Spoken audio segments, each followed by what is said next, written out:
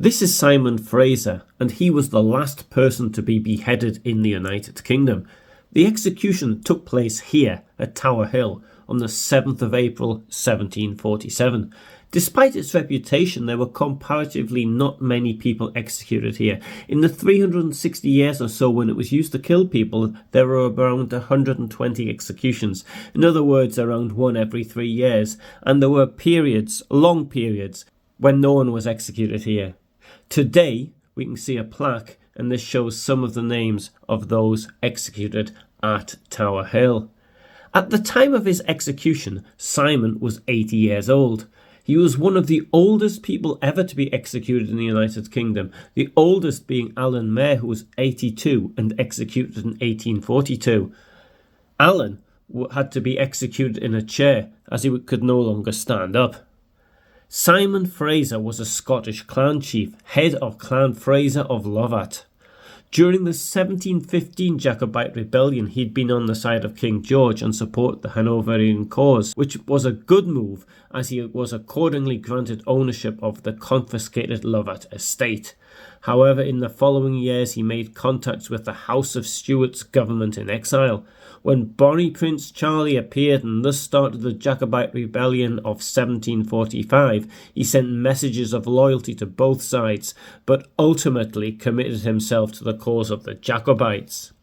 He fled after the Battle of Culloden in April 1746, in which few of his clan took part as they turned up too late for the battle. He was captured 2 months later. He was brought to London for trial, and en route this picture of him was sketched by William Hogarth. Whilst awaiting trial, he was held here at the Tower of London. His treason trial took place in March 1747 at Westminster Hall. The trial lasted 7 days and he was sentenced to be executed by hanging, drawing and quartering, a barbaric 13th century practice which was still the standard penalty for treason. This was commuted to beheading, and thus he became the last person to face the axe in the United Kingdom. On the day of his execution, the 9th of April 1747, a large crowd gathered at Tower Hill and an overcrowded timber stand collapsed, leaving 9 spectators dead. Simon saw the stand collapse and found this most amusing. He burst out laughing, and apparently this is the origin of the phrase, to laugh one's head off. Hanging, drawing and quartering was abolished in the United Kingdom by the Forfeiture Act 1870.